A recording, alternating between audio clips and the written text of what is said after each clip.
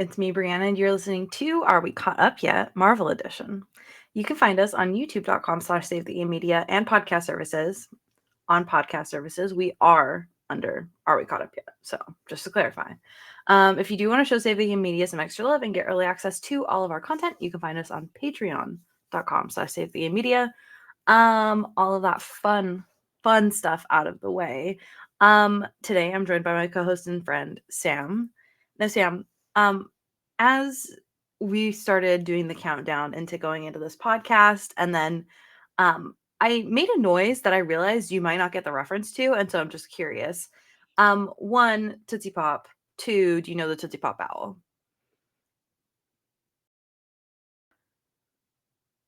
I feel like I just had a stroke. What did you just say? So you know the candy like Tootsie Pop? I mean, I've heard those words before, yeah. Okay, so you like Tootsie Rolls, like the chocolate like roll thing. There's Tootsie Pops, which have the chocolate in the middle of like a sucker, right? Sure, okay. Okay. Well, there's these commercials where there was like this owl that would say like, how many licks does it take to get to the center of a Tootsie Pop? Right? Right. So he would go 1, 2, 3. So that's what I was doing. I was doing the 3 like he did, and I realized you might not know what I was doing. But then he would bite the Tootsie Pop and just ruin the whole thing. He like never got to check how many licks it took to get to the center.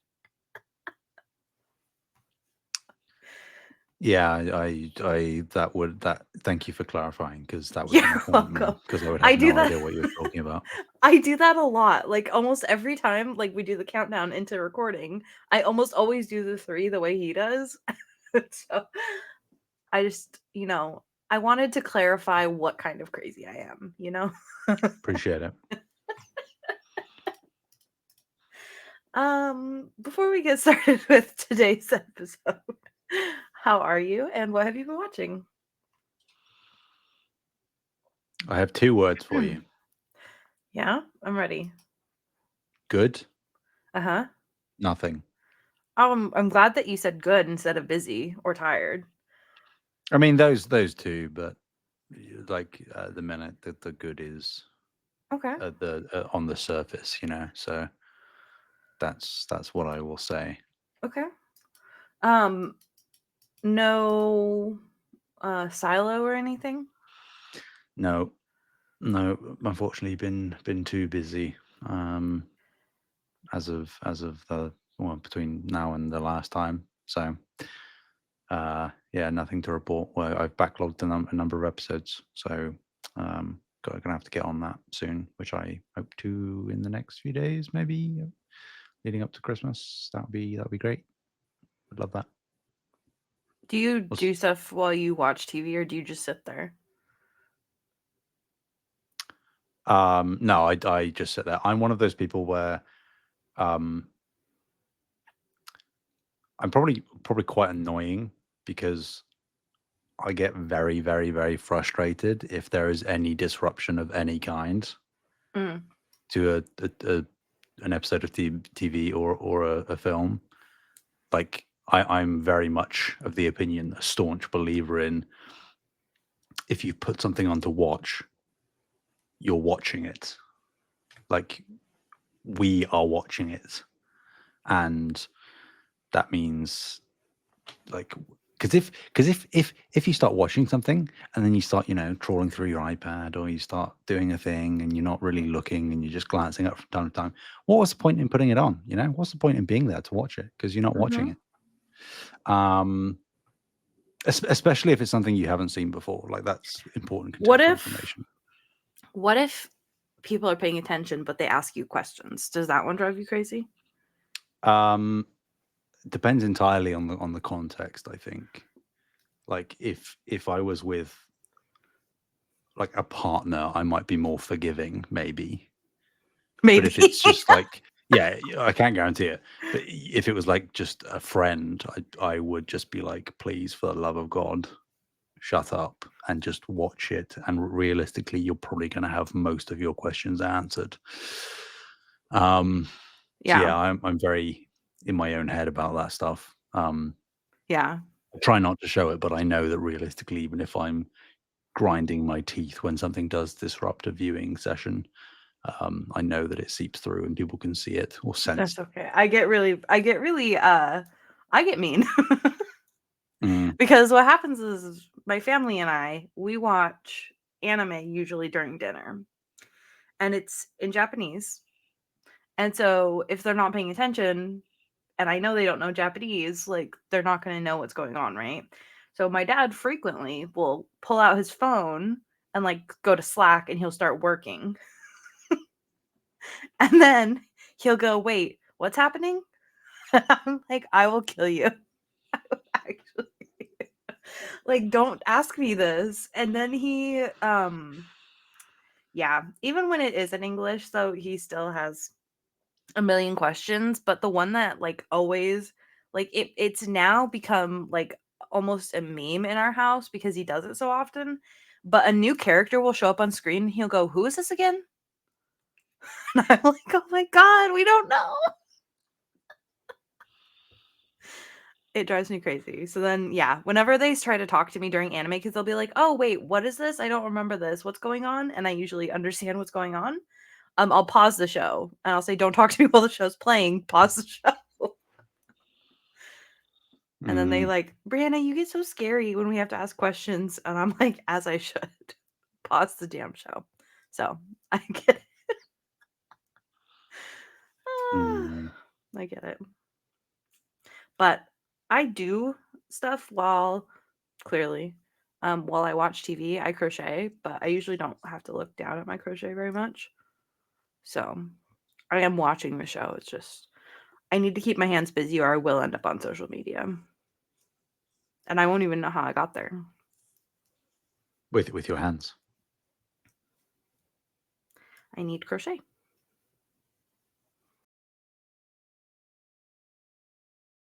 True story. I can't believe you haven't seen anything. That's so sad. Um, What about you? I'm doing okay. As I said on the podcast yesterday, I have this whole week off, so looking forward to that. Um, I um haven't really been watching too much. My dad and I have been watching Harry Potter. We just watched the fourth one yesterday, and then I I always know it's like what I know a lot of the lines from the movies because I've seen them so often and seen clips from them so often.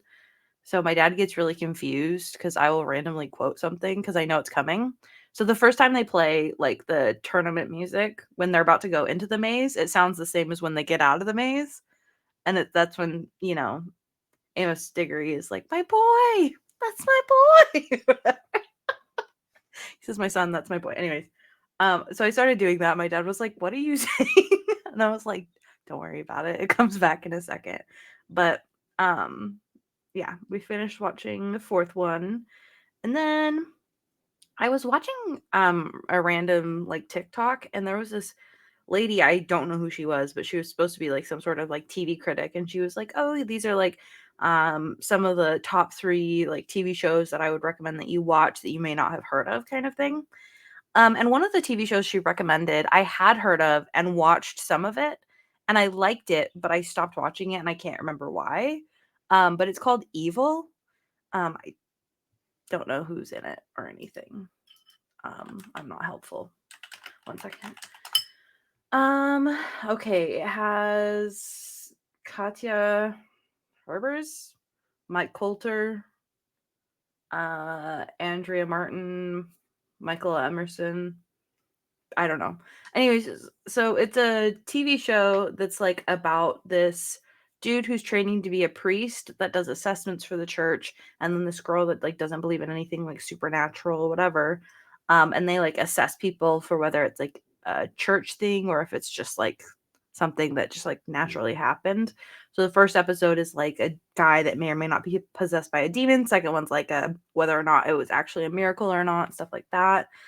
Um yeah, it's good. I do remember some of watching this. It is really creepy. I am confused as to why this like critic was like, this is like such a great show. So looking forward to maybe discovering why. But I've seen 2 episodes of that. Have you seen that show before? No. I did think you would have, but um did you watch what is Caleb's new movie? Caleb Herring. He just came out with a movie and I think Sweethearts. Did you watch that? That just came out on HBO. It was a movie. No. It came out just before Thanksgiving or right after? No? Okay. I think you'd like that movie. I just also watched that. It's a comedy about these 2 best friends that are going back from college to break up with their long distance relationship partners. Mm. And they're like both planning to break up with their partners. And interestingly, it's over Thanksgiving, which most movies aren't over Thanksgiving. Like it would be over like Christmas break or New Year's or whatever. So it's an actual Thanksgiving holiday movie. So it was good. Okay. And not perhaps for Sam, but for the audience. If you guys haven't watched Hot Frosty yet, you should be watching that. It's really good. Sam, if you want to watch a good movie, you can. It's about a buff Frosty coming to life. Nope. And it has Daryl from The Office Mm-mm. as a police officer, and he takes himself very seriously. Mm-mm. Dang. I was hoping I could convince you. Not really.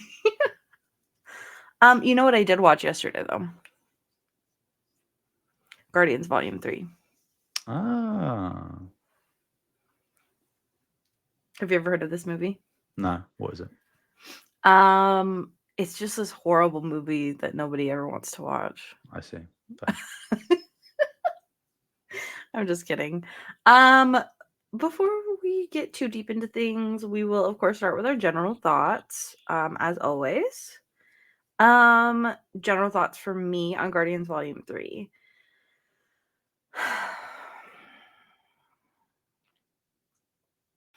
I really enjoyed this movie. I thought that the movie followed through on a lot of plot lines and was better off for it.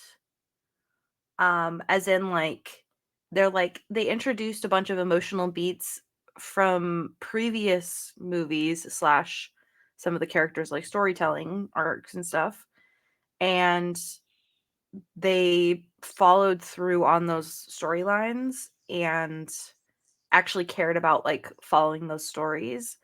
And yeah, I don't know, I really enjoyed it. And yeah, it was a really good mixed bag of like uh funny, sad, all of the good stuff. I really enjoyed this movie. How do you feel about it? Yeah. I think it's pretty exceptional, really. I think in terms of sort of capping off a trilogy of films, it's probably cemented Guardians as one of the best trilogies that Marvel have done thus far. For many of the same reasons you said, it pulls on plot lines in sort of logical ways, does interesting things with them. I think that there are some valid criticisms about maybe sort of character development and whatnot that we can get into, but yeah, I don't know that I have that many criticisms overall, really. I think they sort of landed the ship for what essentially is the send off to at least this version of the Guardians team. They ended it in a pretty sort of pitch perfect way, really. So I'm very pleased, and also I'll say it now because it doesn't make as much sense to bring it up when we're actually diving into the film itself. But the road to this film in terms of the wider context, real life, real world context is super interesting as well. Because Volume 3 was announced before Volume 2 came out. And James Gunn was, going to be writing and directing again, as he did with the first two. And I think we talked about this at one point. I mentioned it, you probably don't remember, but I said that at some point over the trajectory of James Gunn starting with Guardians at Marvel, there was a period of time where it looked like he was essentially being set up as like the successor that would oversee the whole universe if Kevin Feige sort of stepped aside as a producer. But in when would that be? 2018, I think. I can't remember why, but someone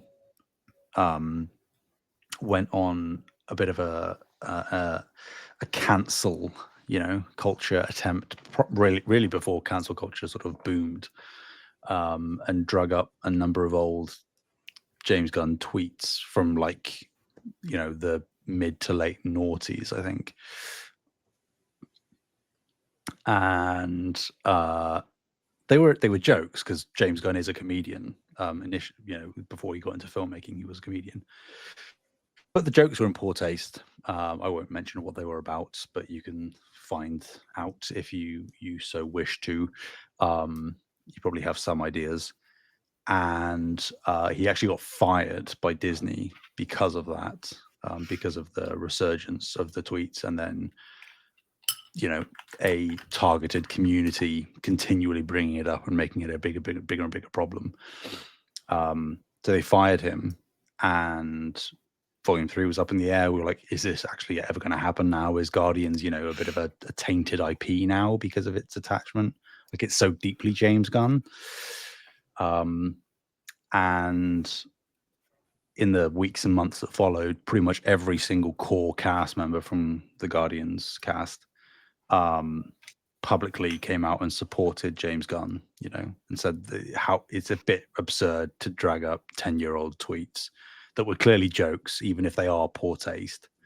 Like, are you suggesting that somebody can't change, in 10 years? And James Gunn, by the way, even before the tweets were re-drug up, he had already in the past, just as he was about to be hired by Marvel for Guardians 1, he had already apologized for those tweets. So he'd acknowledged and apologized for them, but obviously that didn't matter in this movement's mind. So there we are.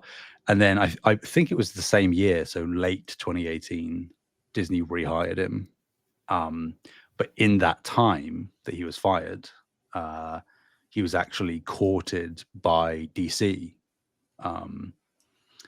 DC essentially, we don't know this for sure, but it's pretty clear that they probably went, oh, you just got fired by Marvel. We'll treat you right when we'll let you do whatever you want with our suite of comic book characters.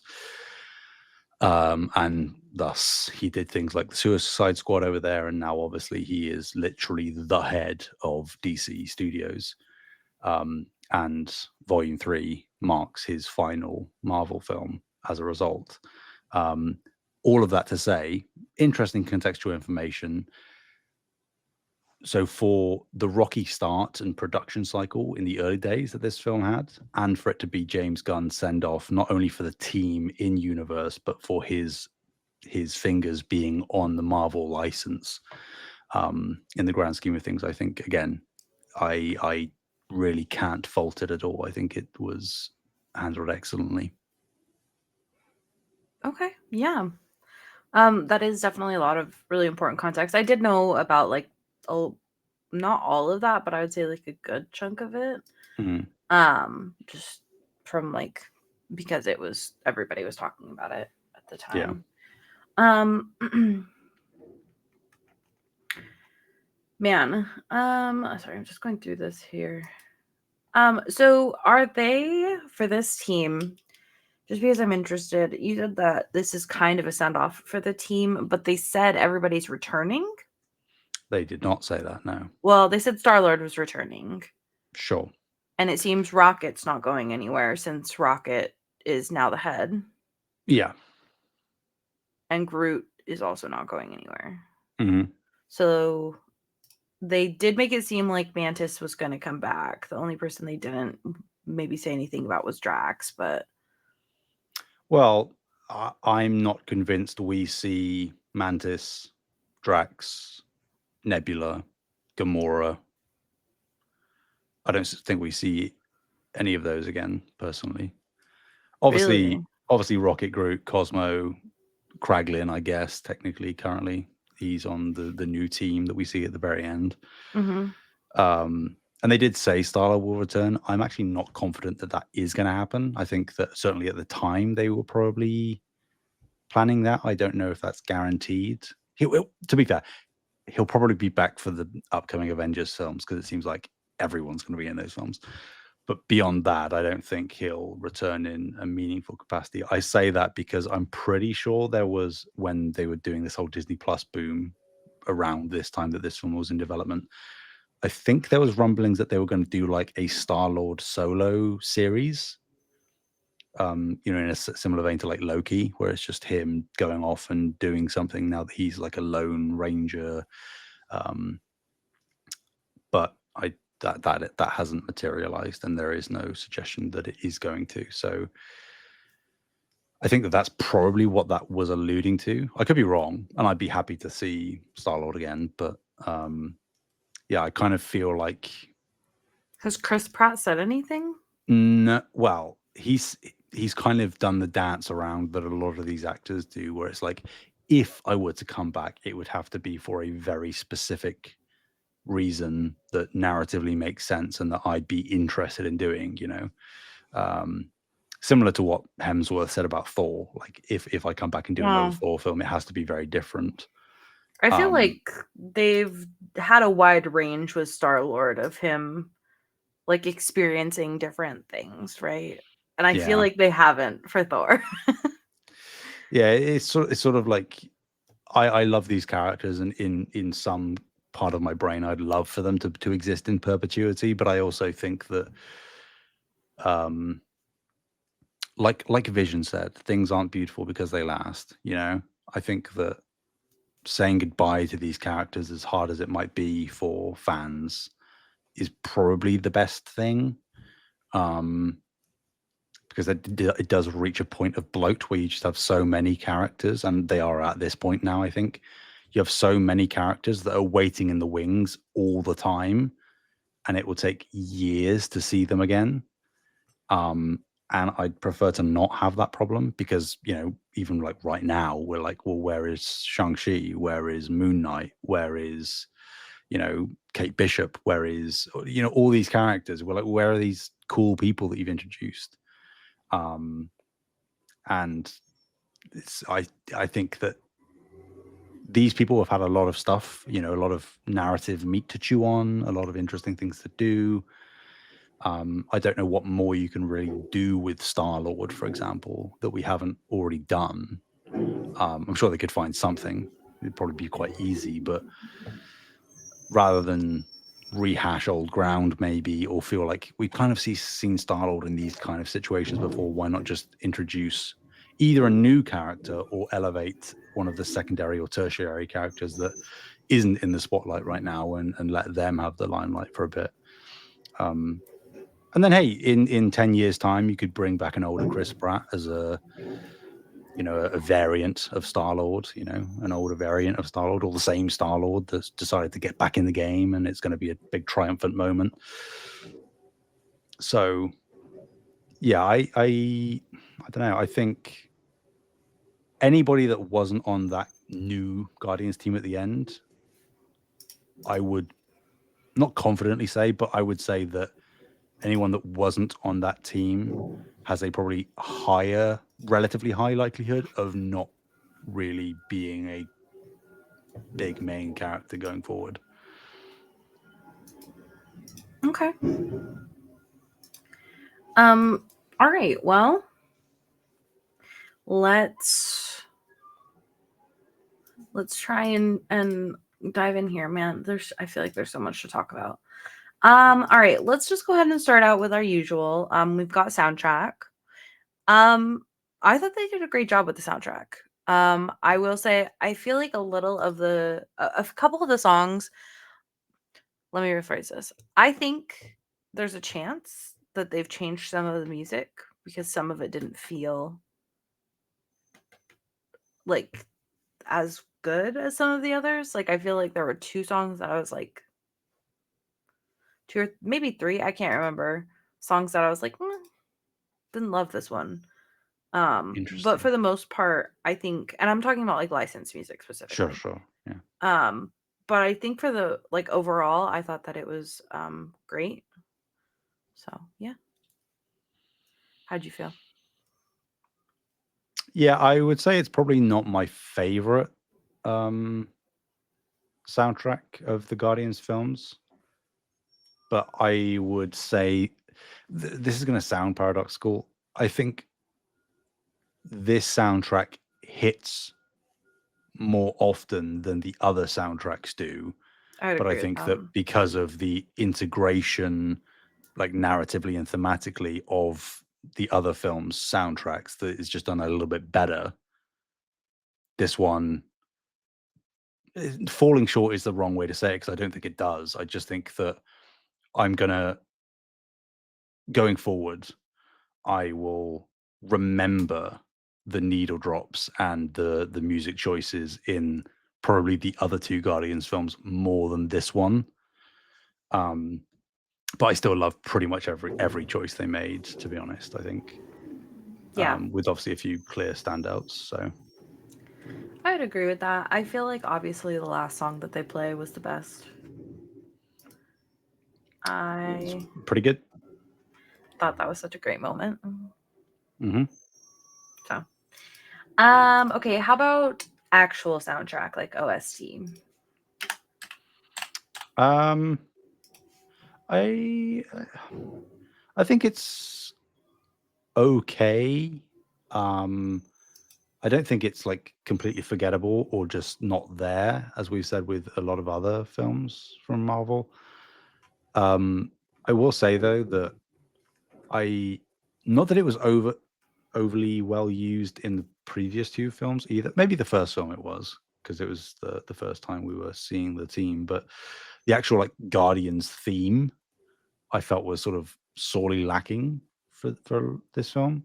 Um, it showed up once and only for a brief period of time, um, as far as I recall. So I kind of feel like, especially if this is the send off for this version of the Guardians, I would have liked to have had like a proper, full on, full blown, triumphant moment with that theme playing, um, where it wasn't being overshadowed by other music or just by the general sound effects of what is going on in the scene because it was being drowned out a little bit, if I'm being honest.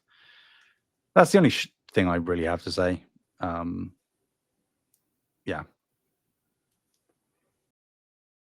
I will say I don't really have any feelings on the soundtrack, but it's also because I don't think I really even heard the soundtrack. Mm, Um, at least nothing that I noticed and I can recall. So, don't know. Meh, I guess. But that's not unusual for Marvel movies at this point. So they do not know how to use their soundtracks for the most part. There's a couple of movies that do. But um I have no idea if this movie passes the Bechdel test, if I'm being honest.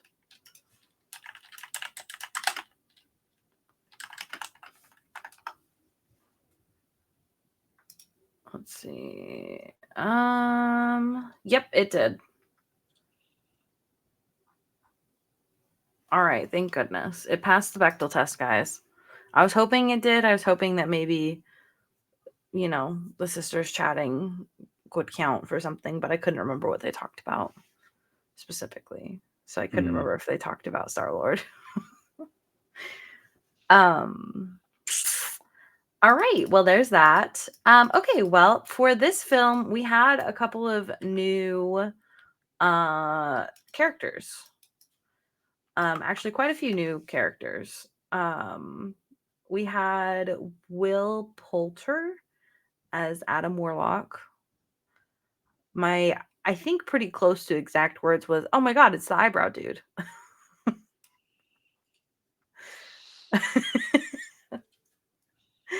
um, so we got him. We got Cosmo. Cosmo was not new, but like movie franchise new. Yeah. And then we got um the children, Star Children or whatever. We got a bunch of the anthropomorphic peeps. Um, I think that's everything for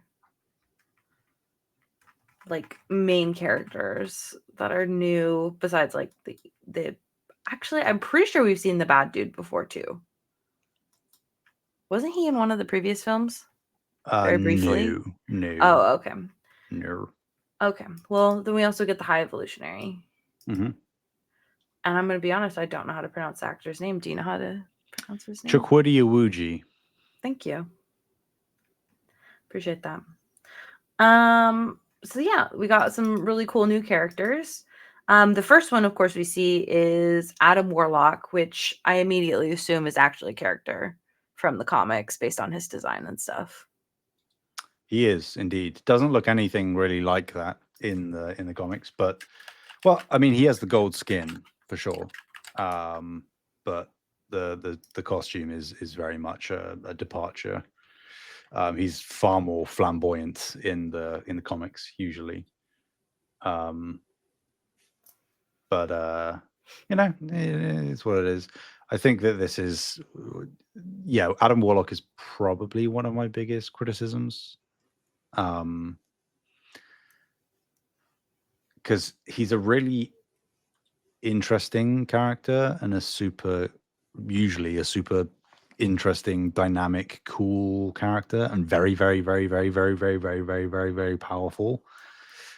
And you just don't really get any of that in this film. You get the idea that he is like powerful, obviously, but not as powerful as he should be, or as seriously as he should be taken.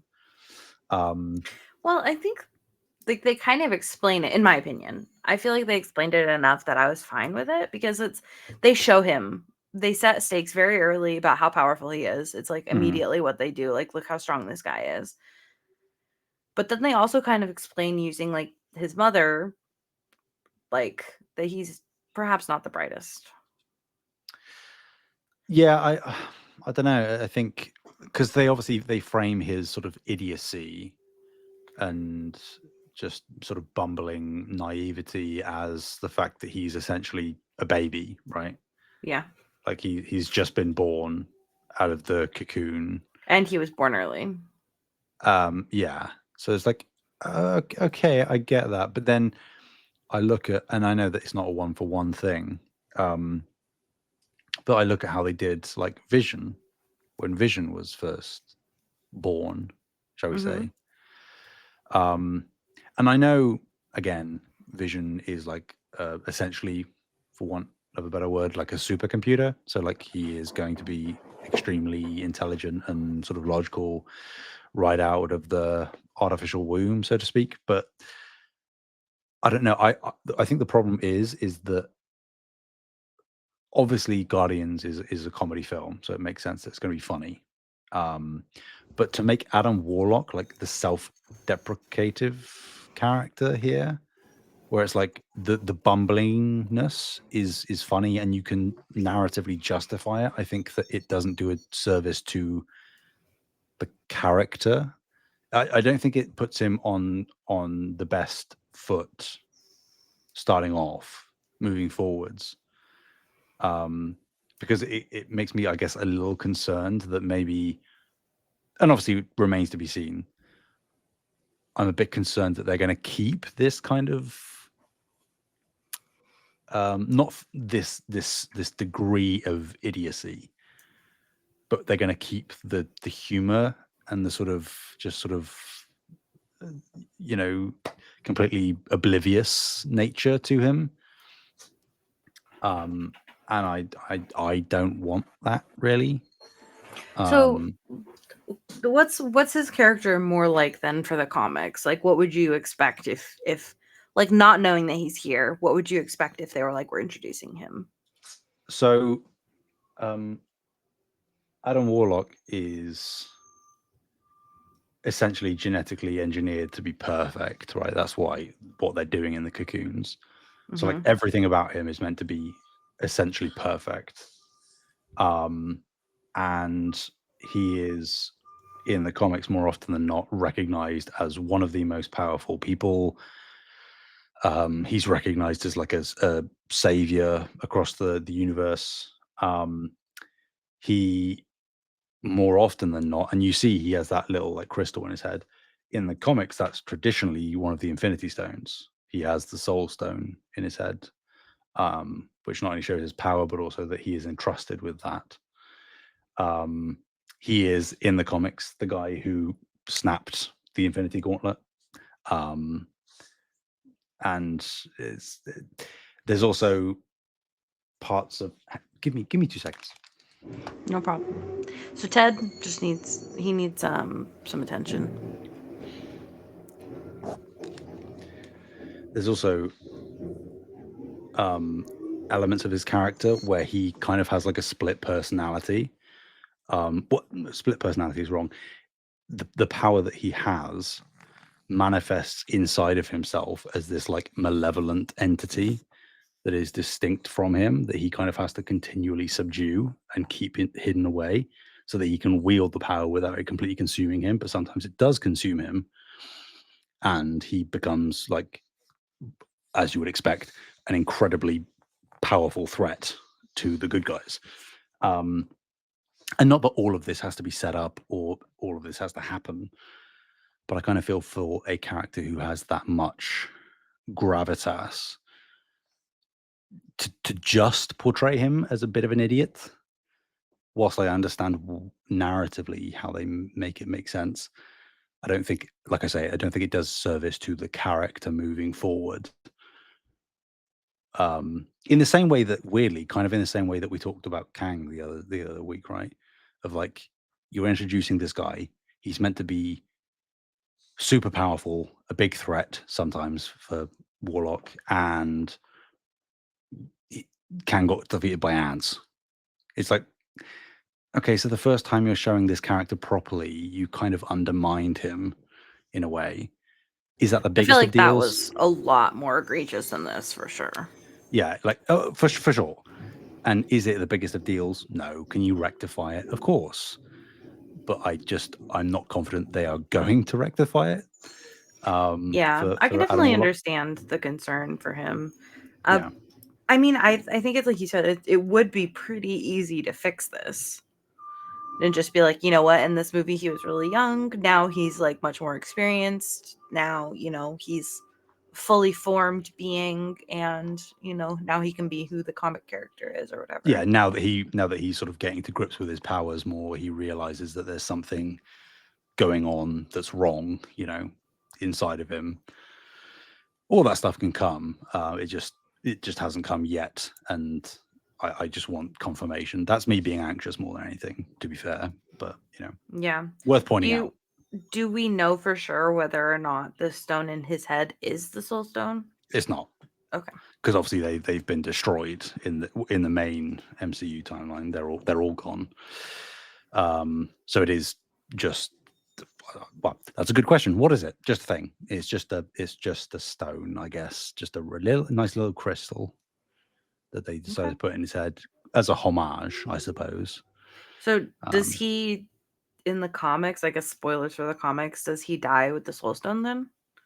Like no, no, because the way that Infinity War plays out in the film is not at all how um, the comics play out. okay. So it's not really a case of it's certainly not like a Vision thing in the MCU. where Okay. it's like ripped out of his head and he dies because of it. Um, it's a bit more complex than that in the comics. I can't even fully remember if he had to take if Adam had to take it out of his head to put it into the gauntlet. I think he might have just kept it in his head, and the fact that it was imbued in him meant that he had that power by default, the power of the Mm, stone by default, and then just used the. But I don't know for sure. So okay. yeah, I guess especially because of that is the thing that he's known for in the comics. I just don't know outside of the whole malevolent entity thing what they're going to use him for going forwards. We're kind of just in uncharted waters. They've certainly done other things with Warlock in the comics, but we're getting into the like real weeds of other stuff that he's done, because the Infinity Gauntlet storyline is the one for him. Yeah. So strange to introduce here, but I guess better late than never for a character who could have some really interesting narrative stuff going on. Is there anybody Um, else that's like glaringly missing like this one? um, I mean, well, there's certainly. Do you just mean in terms of like the Guardians characters, No, or no, just in terms of like Marvel characters from the comics that are missing from the main TV oh stuff. Christ, yeah, dozens, if not hundreds, of characters of varying importances and fandoms, but If you had we to don't pick have. one that's like they should have already introduced this character a long time ago, who would you pick? Um, that's a good question. I mean, it wouldn't. My answer wouldn't be specifically Guardians related. I don't know if that matters. No, that's fine. I was just curious. Um, well, if it's not like Silver Surfer, which we're going to be getting with Fantastic Four next year, it would be Ghost Rider, um, But and they technically Blade, but we're meant to be getting Blade if that ever happens. So Ghost Rider would be my answer, I think. okay, I don't mean to be silly. There was a Ghost Rider movie, right? There was, yes, with Nicolas Cage. Okay. Yeah. Okay. Just want to make sure that I wasn't like mixing stuff up in my head. Yes, you are Okay. correct. Are they bringing him back for this? I mean, at some point, he has to be. Like they're bringing Ghost back Nick Rider. Cage? No. Oh, Well, okay. I mean, there is a chance with the whole multiverse variant stuff that they could do that. But I don't know how well received that would be. It wouldn't be like mainstay. It would just be for like cameo purposes as a variant. Okay. But yeah, like mainline Ghost Rider, I think can't be more than a few years away. I don't know where he's going to show up, but like he is probably one of the most fan favorite characters that hasn't shown up yet. So Okay. for sure. All right. Good to know. Thank you. All right. Who else do we have? So we also have Cosmo. Again, like I said, Cosmo was not looks very similar to Ted.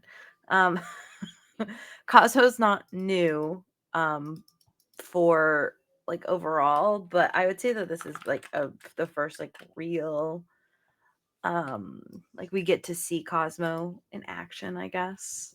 Hmm. Um very cute dog.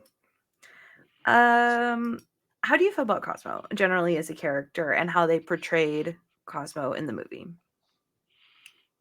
Yeah, pretty great. I mean, Cosmo is a relatively, I hate to say it, but like one-dimensional character, really. Yeah. It's just sort of like a dog that is Russian, and it has like telekinetic powers, and like that's cool, and that's all it really needs to be, and that's what Cosmo was here. So I think a that okay for me. I have to say just compliment for me. I really feel like they played the good dog, bad dog joke well. Hmm. Like they didn't like it did stay for a long time, but it's not because they kept going back to it.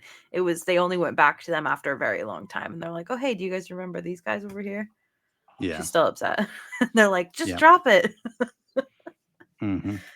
Very cute. Enjoyed that very much. I enjoyed Cosmo. I think that she's a fun character. I Yeah, I just enjoyed it. I'm glad that they included her. Um, let's see.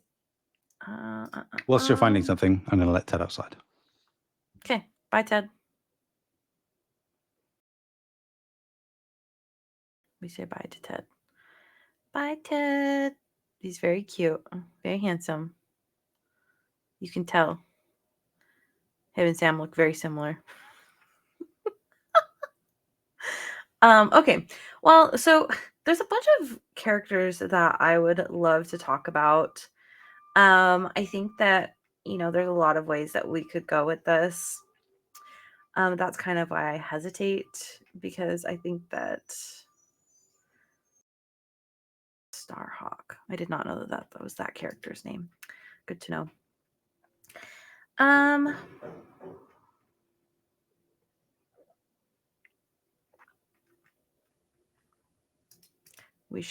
think that we're okay on characters. We shall probably move into more story-based discussion from this point. So I think that's a good idea. And Sam is getting set up. And hi. Greetings. Just so you know, I did tell the audience that you and Ted look very similar. You can tell you're related. Yeah, we get that a lot. Just found something out as I was scrolling through. I did not know that Sylvester Stallone's character was Starhawk. Did not know that was his name. So Yes. Yeah, technically, Stakar's team is like the OG Guardians team from the comics before Star-Lord and everybody rose to prominence. So I did not know nice that. little wink and nod to the origins of the team. Love that. So I think I'm okay on characters specifically. I just feel like some of the characters are kind of like stick out a little bit just because like one, they're new, or two, they're like kind of separate from everything else. I think the only other person that you could really like kind of talk about separately maybe is Kraglin. But I don't really have anything to say about Kraglin in this. I don't think he was bad in this movie. I don't think he was like the most important character in this movie by any means. I think he was just kind of there. So Yeah, I think that's just like my general criticism of the film outside of Adam is that if you really take a step back and objectively look at it, there are a number of the core Guardian team that don't really have any development going on. Like Kraglin doesn't change. He's just sort of there doing his thing again. Drax doesn't really change in any meaningful way or go through hardship or anything. Mantis doesn't either. I would argue Nebula doesn't. Gamora is different, but that's not because of the development that happens in this film. It's because of the preceding events that establish her as essentially a different character in this film. And like characters like Groot is fine because Groot is just Groot, so that's that. There's no problem there. But I did like the kaiju Groot.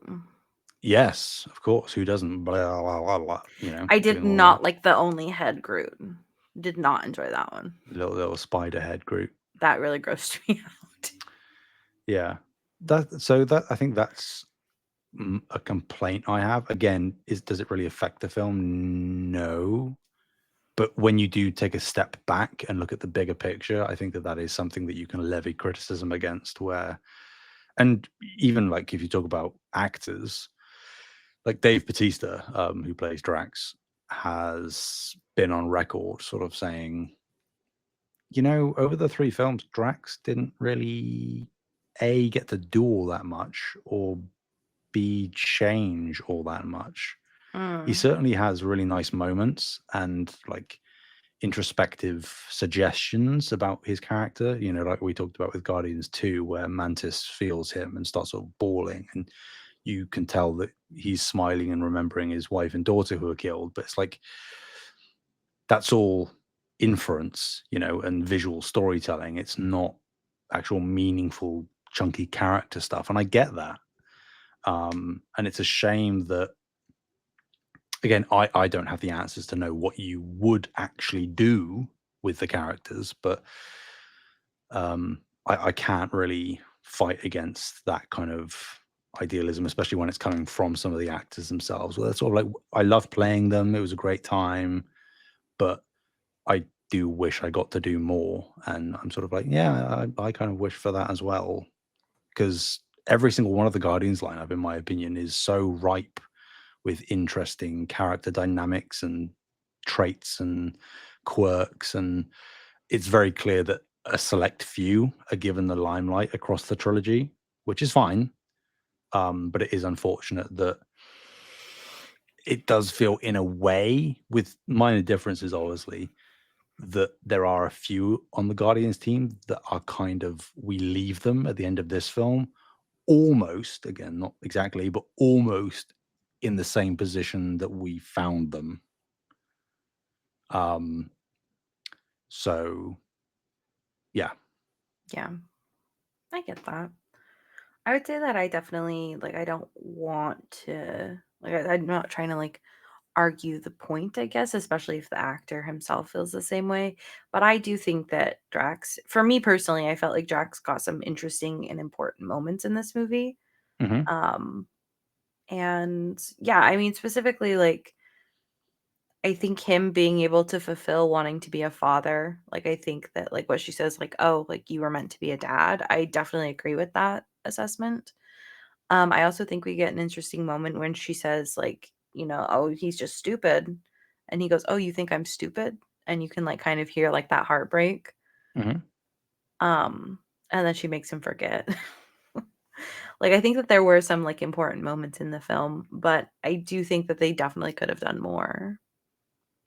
I think it's probably, at least partially, like the idea that the character, again, the traits and the quirks of these characters, what makes them unique, is something that you might be a little bit apprehensive to sort of meddle with. So, like, Drax is the clear cut, you know, no metaphor guy, right? And Yeah. he's very stupid, and he makes stupid jokes that he doesn't realize are jokes, and he does contradictory things, and he's very, you know, very dry. So if you develop the character too much that it changes out of that, that would be great. But that also does, in some ways, people would argue the importance of this, but it does strip away some of the identity of Drax as we knew him. I would prefer for just, if that is a sacrifice that needs to be made, go for it. But it is sort of like, you know, it's a funny moment, but Mantis wiping his memory, what you just said, I would have, not necessarily that it would have changed the film in any meaningful way from that point forward, but it would have been very interesting if they didn't sort of factory reset him, you know? Yeah, to see where that conversation could have gone. Yeah, because like you get those moments of introspection from him. Like, again, Mantis touching him in the second film and feeling the pain. It's sort of, that's there. And you're like, from that moment forward, you can have that in your head as a viewer. Like, he's dealing with that much pain, but he's not showing it. But then they don't do anything with it. And they show that Yeah. he's actually pretty intelligent and he knows different languages and he speaks to the kids. And that's helpful in the moment, but then it's not really touched on at all. And there No, are the moments at the end of this film where you do get the introspective and the different opinions and the breaking of the team, right? Where they're all sort of sharing their thoughts and their feelings. And that's great. And it does sort of give them a little bit of retrospective development where they are sort of voicing their opinions on what they've experienced and therefore how they're feeling now, how they've been changed. But that all comes, again, it's unfortunate, at the very end of the trilogy, when realistically we're probably saying goodbye to a number of these characters. and we don't have any more road left for them to, from this point forward, explore those new feelings. And again, I'm being very nitpicky here. I am trying to finesse these points because ultimately I don't have that much negative to say. Yeah. So I know I'm sounding like a bit of a downer on this film, but I'm really not. I'm just sort of trying to criticize it in ways that I think have value, because otherwise I'd just be glazing it. So Yeah. I get that. Um okay, well, I think that one of the things that, because you had brought up the moment when they were talking about like how he can like speak different languages and stuff, and he actually like has like a little bit more substance there. I think that I would almost argue that that was more of a moment for Nebula than it was for him. Because it's like it does reveal information about his character, but I think that that was more importance wise. I think that was more like an important moment for Nebula, in that it was like she was making assumptions about him and like she shouldn't be, kind of yeah. thing. Um, so And I immediately preceding that, she sort of resorted to her usual way of handling things, which is aggressively, and not necessarily with violence to the kids, but just that yelling. anger in general that is, again, inside of her, understandably for what she's experienced. Is sort of like she just defaults to that. And it's like you need the finesse in that situation. And whether it's through that anger or immediately following that anger, she makes the assumptions, like you say, which are to not only her own detriment, but to the team's detriment, because you discount somebody when you realistically have no idea what they're actually capable of. So Yeah. lots of good messages and moments, but I don't think it's quite as cohesive as it could have or should have been. Yeah, definitely. I will say I don't think that I know that it was a joke, but it did stick out in my brain for some reason. Like her, like him being like, well, she said, why didn't you say anything like that you could speak this language, right? And he's like, well, why didn't you ask? Hmm. I don't know why, but that one stuck out in my brain because I'm like, who asks, do you speak this language? Well, I mean, that in and of itself is a secondary joke, right? Right. I definitely get that, but for some reason, like my brain like really stuck on that. I was like, who's Well, and asking? yeah, no, I'm with you. That is one of the lines that, because there is a way of viewing it that is quite sort of introspective, and oh, Oh that yeah. is, but it is also just very funny, and a bit absurd. I think that's why it works, because it is a multifaceted joke Yeah, essentially, absolutely. but it is a very Drax thing. Yeah. It's sort of, why didn't you ask? Well, why would we think to ask? Yeah. What prior to this point has indicated that you would at all be capable of handling the situation? Um, yeah, no, I think that is certainly one of the standout moments for me. I think, because it feels like a culmination, like we're saying, like where everything does kind of cohesively come together. All of these character dynamics that we've known batting up against one another, and then something changing. Mm-hmm. Um, so yeah, Silly. certainly. All right. Well, I think that's kind of like what I wanted to do for the rest of the episode is that, or at least that's what in my brain I had decided was I think I just want to kind of like try and follow characters like arcs through and like discuss them. Um I think that for the most part I think we've covered Drax's, or at least I can't think of anything else to touch on. Mantis I think for her, I think me personally, I would say that hers is the weakest out of everybody, just because not that it's bad, but just like it does feel like, yeah, she's like trying to learn how to be like angry and not follow people's orders, and I understand that that's kind of what they're trying to do with their character, but a lot of the times it just comes across as her just like yelling, Hmm. rather than like actually doing something with it, I guess. Yeah. Yeah, So, I don't really have anything to say about Mantis in this film, unfortunately, because she's almost just like another Drax, in mm, the sense of she's just sort of like seemingly inept a lot of the time because of her ignorance and how, how she was raised by ego and not really being exposed to a lot of stuff. She just doesn't understand most things. So that makes Drax and Mantis a good, duo, and that's why they were put together for the holiday special and all of this. But it sort of feels like we get the development that I was kind of hoping for Mantis, that I was hoping for that would happen throughout the film. We get that at the end when she says that she wants to leave.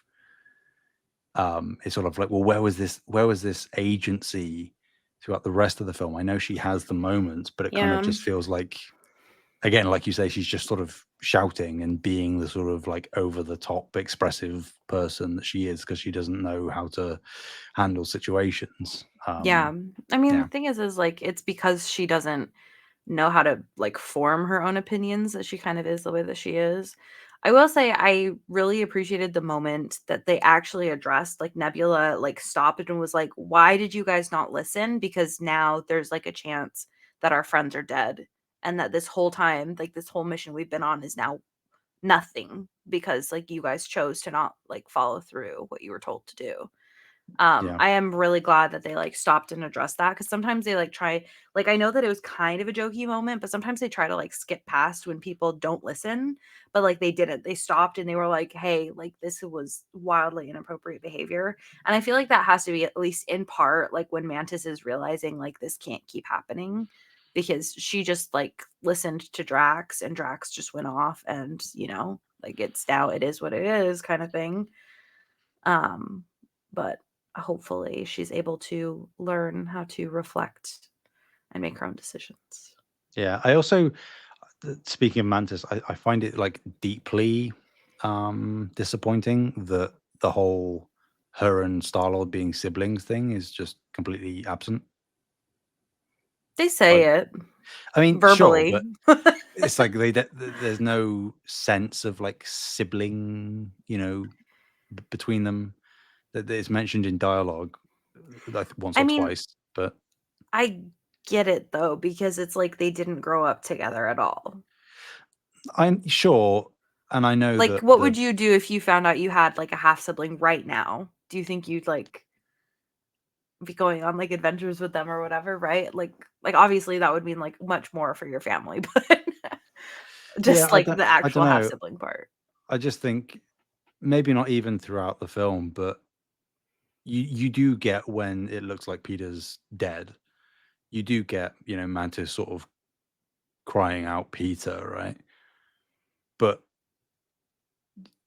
that, for example, would be something that I think would provoke, even if it is like a newly revealed siblingship that you have with someone. I kind of feel like there could have been a moment there after Mm. Peter was brought back by Adam and he's safe and everything, where there is something between him and her, or when Mantis decides to leave, it's sort of like have a moment between, I know they're half brother and sister, but it's sort of like to have something there where that they personally, just the two of them, bid each other farewell. And, Yeah, I think Star-Lord's it like, I've been on my own my entire life. You've always had someone, but I know that you're going to be fine. You know, you've got this, something like that. It's little things, but I think that it does. There isn't in lieu of it. It does feel like there's a big absence of follow through on that kind of thing. I agree with the last piece where it's like they could have had their own like little mini goodbye, but for the rest of it I think if they had tried to push more on the siblings thing, I argue that it would have been too much, like, or it would have been like it could have easily been something that makes like people uncomfortable because like they don't know each other, they're not actually siblings. Just being related by blood doesn't mean that you actually like have that sibling connection. um and I know that they want to, and I would love for them to explore that, but they would have I mean, they that would have had to have been its own whole plot line, and they would have had to, like, introduce that plot line at the very beginning and fed it very slowly throughout the whole thing, rather than have, like, a singular moment. Yeah, I'm certainly not suggesting it was an entirely easy problem to solve. And again, I know the holiday special is sort of like just a tangential, fun spin-off thing, but it does feel like the vibe that they had between the two of them at the end of the holiday special when Mantis revealed that was far more um, had far more camaraderie to it, and sort of like oh, thank God I've actually got some family Yeah. that it's just a bit jarring is what my point is, that there really wasn't any sense of that. It just sort of felt like Mantis was a member of the team as she was prior to that information breaking. I So do, not that I want to fully jump to like Star-Lord's like plot line, but I think I almost wonder if it would have undermined his plot line with Rocket though. Because the thing is like, yes, he has a half sibling. Yes, Nebula is there, right? Mantis is there, is what I meant to say. Not Nebula. I was reading at the same time. Anyways, um, so I understand that, but like the whole thing with Rocket from his perspective, from Peter's perspective, is like this is what he feels like is his last piece of like what he has left, right? Because he's lost like as a lot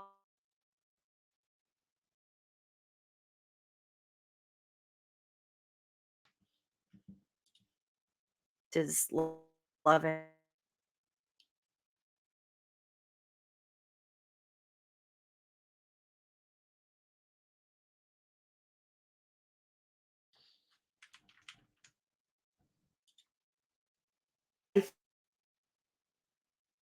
like, oh, but you have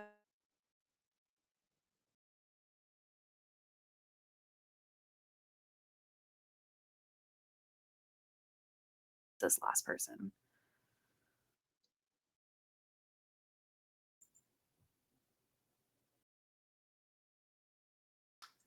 you see, okay, you probably said something really interesting just then, I'm sure.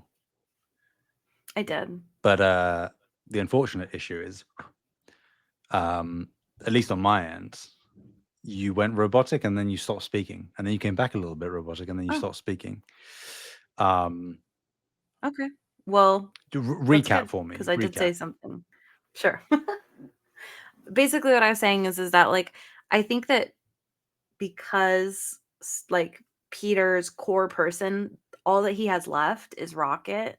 Like I think that setting Mantis up as like somebody else that could be one of his core people in this film could have partially undermined like that Rocket story. Because like Rocket really like from his core people is kind of all he has left. I know Groot's there. I'm not discounting Groot, but like I think that Rocket is like his main person now, right? That's why I keep saying like this is like my best friend. Um, Because I don't know, it's that sheer panic of like you won't have anybody left. Like this is all you have left. but then I would maybe argue that all of the team is still there besides Gamora Yes, throughout the but film. I don't think that that's how I would argue that I don't think that's how Peter feels. Maybe. I mean, so it depends on how you take what your perspective is on the overall arc of the three films, right? Because prior to this, Rocket just in general to everyone has been an abrasive character, but Rocket and Peter have had a particularly abrasive, confrontational, combative dynamic. But maybe there is a read where, especially with the end of Guardians 2, maybe at Yondu's funeral, there is maybe a bit more of an understanding, certainly from Peter's side towards Rocket, I would imagine, based on how specific the end of that movie is, like the last shot even of Guardians 2 of Rocket crying at the fireworks. Maybe there is something there where, he's lost Gamora, never really that close with Nebula. Drax is just sort of Drax in the same way that Groot is Groot. Mantis is a new family member, but it's sort of early days, growing pains kind of thing potentially. And Kraglin is technically a mainstay in Peter's life because he's been with the Ravagers the entire time, so he's part of Yondu's crew. But there might be some dissociation there, or wanting to distance because of it's painful, because I'm sure Kraglin, especially with the arrow, will Yeah. remind Peter. Again, that would be really cool if that was something that was tackled narratively into any extent. I know that would take so much and it would add runtime. I know the problems I'm presenting. But I don't know. I think that there is a version of this film that has Star-Lord pulled in so many different directions, where he longs to get Gamora back because he loves her, and he wants to save Rocket because Rocket's dying, and for whatever reason he doesn't want to let him die, whether it's because he's family or he feels actually deep down the closest to Rocket out of everyone, or like a kinship, um, or whatever. And then you could have, like, going back to my Mantis point of, like, he technically has actual family, like blood, that he would want to develop a relationship with, but it's awkward and it's weird, and she's stilted and hasn't found herself. So what do you do with that? And then also the fifth prong of that could be that he also, like we see at the end of the film, kind of wants to just bow out and go back home. And I know that that would make the film very different, and it would pull the main plot away from Rocket, which is what this film is and should be about. But yeah, I guess in some ways, and it's my perspective, it's subjective, of course. I kind of just Hmm. feel like for Star-Lord's plot line and character development, it kind of just felt like, not that they were half-assed, but just sort of like they went 50-60% of the way there. And because of the percentages of what had to be in the film and how long it could be and all of this, there were other things that were depleted a little bit more than I would have liked, if not completely absent. Um, Mm. it's a tough Yeah. balancing act, I know. Yeah, I would actually say that I found his story pretty fulfilling. Mm, Um, I would say my argument would be like, especially since he like I know it's like almost comedy beat to us as the audience, but for me, I feel like he says it with such conviction that Rocket is his best friend. mm, And that's like, and I think he says like at one point, like, I can't lose him kind of thing. Um, I honestly like, I feel like the way that they did Peter's arcs in this, where like specifically the like I can't lose him, like that kind of like that fervent like prayers of like I cannot lose him kind of thing. I wish that they had done like a little bit deeper like that with Thor. Like I wish that they had almost pulled more, not from this, but like you know what I mean, yeah. like that emotional depth that I think we see with Peter. Like I think Thor could have really used. Um I will say, just I guess like pivoting a little bit, like more like into like Peter's actual storyline. I like I said, I found like a lot of his storylines really interesting. I really enjoyed the what they did with him and with Gamora. I'm glad that they didn't try to like get them back together. Hmm. Um, because I really enjoyed all of those little moments between them where it's like she's not the same person and she's really frustrated that he doesn't understand that she's not that person. And he's really frustrated that the person that he loves the most is like right there and he can't have her kind of thing. And I think that that's such emotional depth that Marvel really doesn't get into that often. They do very occasionally, but I really think that there's something there, in my opinion. Yeah. Um, and I really enjoyed that, especially the conclusion where she's like, "Oh, we must have been really fun." Hmm. Like that whole thing. I don't know. I found that storyline very fulfilling, as well as Yeah. like the rocket stuff. Yeah. I would agree with the Gamora thing. I do think that Gamora was kind of underused. I would agree. Like because the the tagline for Gamora is that she's the deadliest woman in the universe. That is just what she's known as. And I don't think we ever got that with her, unfortunately. We got elements of it and little flashes, but I don't think we really got. Do you mean like in the If whole trilogy? Yeah, like across the whole thing, I don't Yeah, I would think agree we with really that. got that ever.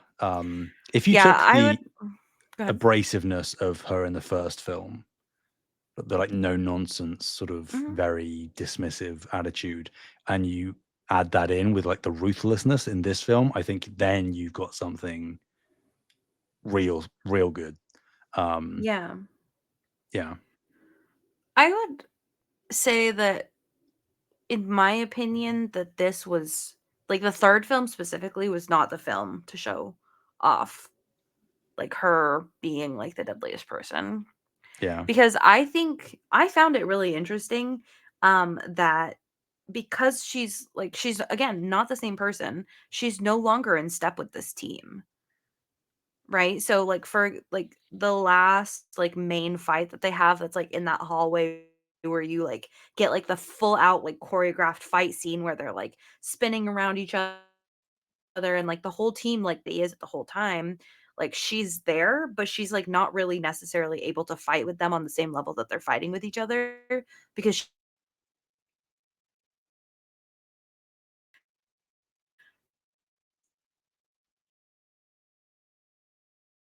attitude of, like, staying in the ship, giving out the location, like, you know, like, all of these, like, steps, like, I think that, like, I would have liked to see her maybe a little bit more in this film, but I think that she was utilized correctly, in my opinion, in this actual film, but I agree with you overall that I really would have loved to see her, like, be, like, the most dangerous woman, at yeah, some point. yeah. I guess it's sort of in my head, and I think if I remember correctly from some of the like pre-release interviews and even maybe marketing, they kind of suggested that this was going to be not just a factory reset for her as a character, which it kind of is, but also that we would see a like extremely different Gamora. Mm, And I think that she is different, but I kind of almost feel that in a number of ways we sort of reverted just back to what Gamora was. Um, and I think that there probably would have been more fun for her as an actress, honestly, to not necessarily go to an extreme, but just to do a real different take on the character that makes her feel different, you know? mm. Because it's for a lot of the film, I was being told that she wasn't the same Gamora, but I didn't feel it. I I kind of just actually felt, feel like that's more commentary on her character because she's saying she's different, and she is, she doesn't have the memories, but, like, at the same time, like, the Gamora that existed was that same person at some point. yeah, yeah, maybe. And if that is the case, I guess that could be a criticism of just how they were handling that kind of thematic messaging. But I would, to be clear, agree that I think it's a double-sided sword, whereby this wasn't the place for Gamora to, you know, take center stage in a massive, limelighty kind of way, because it's not her story. Um, and it would take far too much of the runtime to properly develop out anything beyond what they did. But I also feel like there I can't help but feel there is a prong of wasted potential there, Yeah, I would agree with that. um, where it's understandable narrative and how it's laid out in the wider scheme of things across the timeline of, she died and now she's come back and she's someone different. But for it to again be the conclusion of the trilogy and maybe the last time we ever see her, it's sort of like,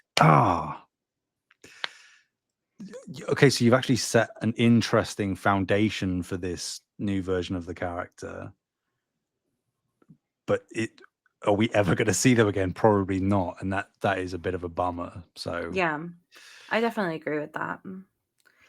um, and I also Um, think like I know it would drag down the film in terms of like mood, but I feel like, and this would be difficult to navigate just in general, but the whole alcoholism of Peter at the start kind of mhm, very quickly gets discarded, and I understand why. I get it, but in the same way that you were talking about Marvel not really getting into the emotion and sort of deep, you know, the intellectual, mental stuff all that often, even if for it to just resurface or to be mentioned a few times throughout the film, I think could have done a lot to sort of add a bit of three-dimensionality to the dynamic between the new Peter and the new, well, not the new Peter, but Peter and the new Gamora.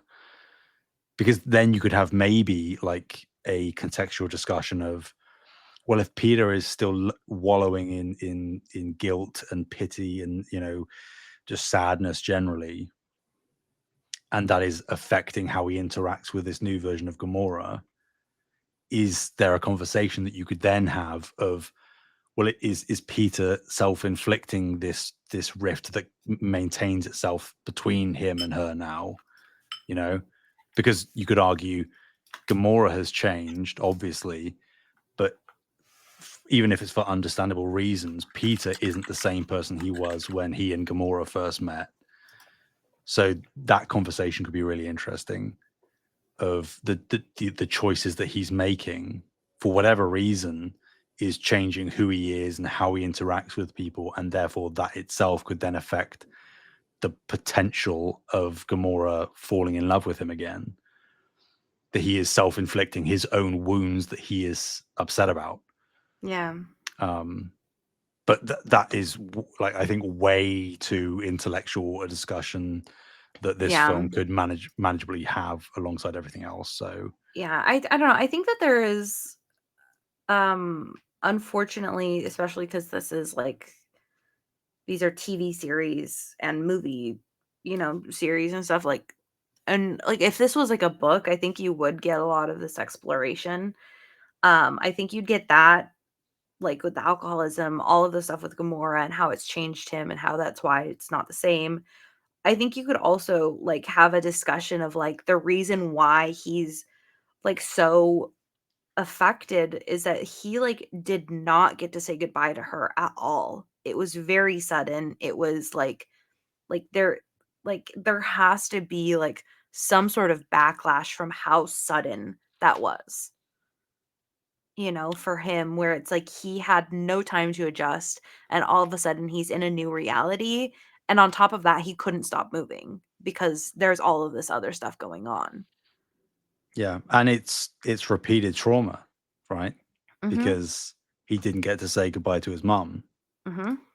and instead of being able to process that grief in a normal way, he was immediately whizzed up in a spaceship, and his life was completely altered. So it's sort of like, I think that in part is maybe why he is so reluctant to even entertain the idea of Rocket dying, right? Where he's like, I'm not going to let it happen because I was, disregarding, and I didn't get to say goodbye to my mom, and my life got upended, and I didn't get to say goodbye to the woman I loved, and now she's gone, but she's back and she doesn't love me anymore. And even though I can process why, it's hard for me to, emotionally grapple with that. Mhm. So Rocket Yeah. dying is sort of like, if I can do anything to prevent this from happening, I will move heaven and earth to make that happen. Yeah. I mean, not to So, mention that like I think that there's also a conversation there where like frequently, not all the time, frequently men have a really hard time processing their emotions because they're not told how to. And mhm. so my guess, especially since he grew up around dudes being dudes, like he doesn't even know how to begin to process any of this. Yeah. So yeah. I don't know. I think there's a lot there with what they've done with Peter's character for the movies. I have no idea how much it like mirrors the comics or not, but what they've done with him here, I feel like there's so much there. Mhm. And I'm happy with what they did. Would have loved more.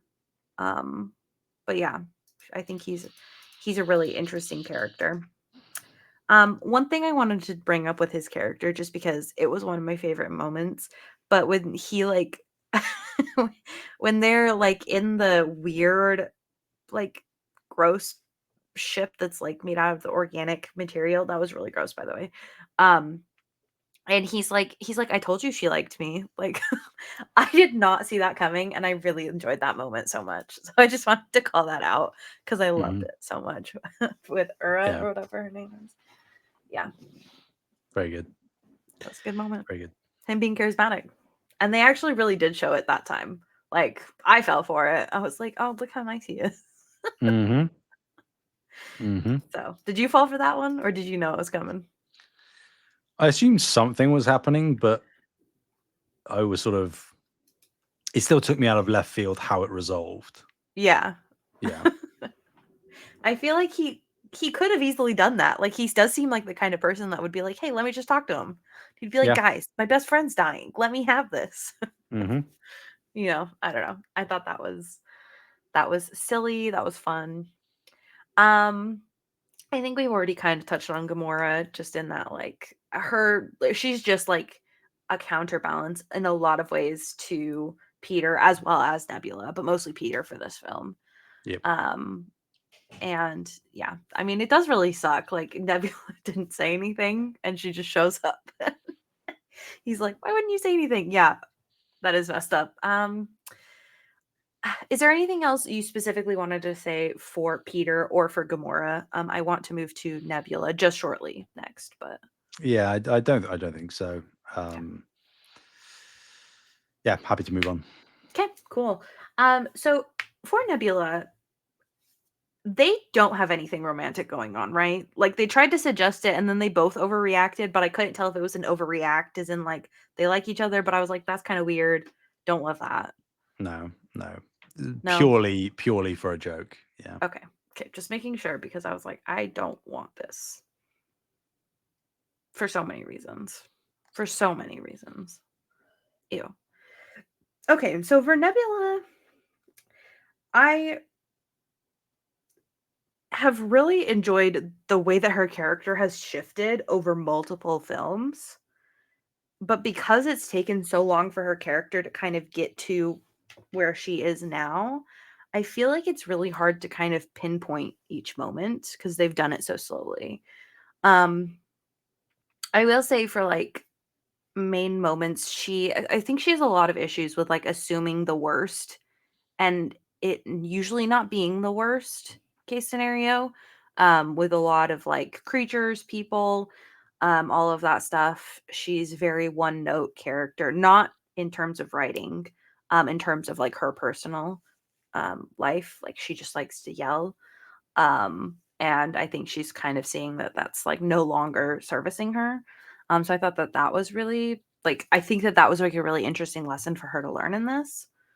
Um, I liked a couple of the moments where she's like, "This was worse than like," and I know it's more related to Rocket, but this is worse than anything my father ever did. I thought that was interesting. I also thought, because it does show insight into her father as well. And I also thought that it was interesting that she kind of pointed out that like, oh, everybody was always worried about me, but Gamora was always the worst one, kind of thing. Thought that was interesting too, because it kind of shows that she always was getting like we already knew this, but she's like always the one that like gets punished for everything. Um, Another thing, actually, I'll stop there. There's one other thing I want to bring up with Nebula's character, but I'll pause. How do you feel about all of that? Do you want to join anything on that? Um, I don't know that I have too much to say beyond what you've said. I'm still. I think I've said before. I'm still just. There's something about the performance of Nebula that still just I don't like all that much. I love Karen Gillan as an actress, and I understand the choices that she's made. But I don't know. There's something about the sort of. It seems, or I don't know whether it's just me because I'm an actor, but like I can sense her forcing the huskiness, you know? Um, And I get like as an abrasive character that stuff makes sense, but besides the performance, which is, you know, inconsequential in the grand scheme of things in terms of our discussion, I like that, like you say, there are moments for her, but they're sort of far more understated. And it's all sort of in retrospect, really, that you realize the journey that she's gone on. Yeah. Her Um, her story arc is very hidden. yeah, for sure. Um, um, it sounds like I'm just being negative, but I feel like you said it about, you know, this is worse than anything my father did. I kind of feel like there was maybe a bit more thread to pull there, particularly with it being a film about Rocket's past and the things that happened to him and shaped him into the person he is. I feel like if there was anybody else on the team that would understand what that's like, it would be Nebula. Absolutely. And it's sort of like that's not really present or touched on. Yeah. So this is actually the last piece that I kind of wanted to touch on specifically because I think that one of the things that for me personally says a lot about her character is the way in that she uses her body. Um Specifically, so there's two things that stand out for me. One, when she breaks something, she just puts herself back together, and I know that's, like, how she's built, but I can't help but think that, like, she probably still has pain receptors, and it's probably incredibly and excruciatingly painful. Mhm. And I think that that says something incredibly interesting about her. Um, I think that the other way that she utilizes her body is like, I think of that moment where she takes control of the ship, and it does almost feel like she's sacrificing her own body in that moment, right? And Yep. because that has to be some sort of like they don't really touch on it much. They kind of like in the way that it connects, you can kind of tell that it's like a violation of her and that she's like okay with it because she's trying to help the team. But I think that like those two pieces specifically, like the way that she handles pain and the way that she just doesn't care about her personal space and like her own body being violated in that way, like I think that those two things are really interesting and it could have been touched on in this film, like because of like Rocket's torture and stuff like that. Yeah. Yeah, and also not that I'm necessarily advocating for it, but you mentioning that moment where she sort of, you know, essentially just destroys her arm, sort of it almost rips itself apart so that she can connect all the different parts of the ship. It sort of re-sparked something in my head that I didn't think about, but I'm glad I did because I would have been annoyed afterwards if I hadn't brought it up. I do feel like this film, you could argue it's bucking a trend or an expectation. I do feel um a little bit shortchanged that nobody died. Yeah. And I'm not saying that Nebula had to be the one because we're talking about Nebula specifically, but I do feel that there is an argument to be made that she might have been a really good candidate for it because um, I think that all of the other members of the team, and I guess Drax would be a good candidate in my eyes for some of the same reasons, is that she's one of the more useful um, members of the team, but she's simultaneously also one of the most overlooked. Not only in terms of like metatextually her usage in the films themselves, but in terms of how the rest of the team looks at, perceives, interacts with. And I kind of feel like the again, even within the film, they almost set it up as if her doing that thing with the ship is because the ship's kind of like exploding around her while she's doing it. So I'm Mhm. watching it for the first time and I'm thinking, oh well, here we go. You know, she's doing the self-sacrifice thing, and then that doesn't happen. And you know, in a way, I'm glad that all these characters aren't dead. That's great. I love these characters, so that's fine. But I do feel that particularly with the kind of stuff that this particular film, story-wise, is dealing with. I know it would have been quite heavy, but the film is heavy anyway. That I guess the point I'm about to make would mean that it's either Nebula or Rocket that would go. That what happens to you or is forced on you doesn't define you and can actually be something that without it you wouldn't have been able to save someone or help someone or do this thing. I kind of feel like some element of self-sacrifice, because that's sort of why when the Peter death fake out happened, I was like, oh well, they did the fake out with sort of Nebula and all that, but this is the actual one, and we're like, okay, we're getting rid of Peter, but then that doesn't happen either, and I don't know. I kind of feel like something happening there, whether it was Peter or whether it was Nebula or someone else. I feel like that might have narratively in my head justified the splitting of the team a little bit more. I know everybody had reasons for going their own way, but I kind of feel like it would have really hit the point home that somebody had done something, given themselves for the team. But they are all, from the offset, as they have been portrayed to us, they're all broken people. And I think that would be really interesting that somebody sacrificed themselves for the team, so the team is still there.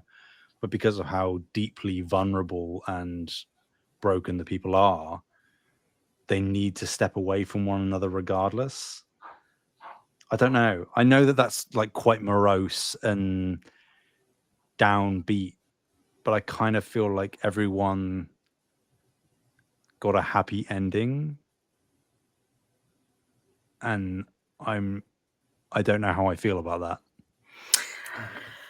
I definitely understand what you're saying, and where you're coming from. I don't necessarily like agree that that's what I wanted. I think I actually would have been annoyed if they had killed somebody. But I definitely understand what you mean, where it would have made like the splitting of the team much more poignant. Like I definitely agree with that point. I don't know. I just don't think that there's like because they can't do Groot again because that would have been just Yeah, annoying. obviously. Yeah. Like I think that like I maybe could have understood Peter, but like then that really like stops the character from coming back, obviously. So I don't know. I they also did a fake out with Drax, kind of. Yeah. Um Yep.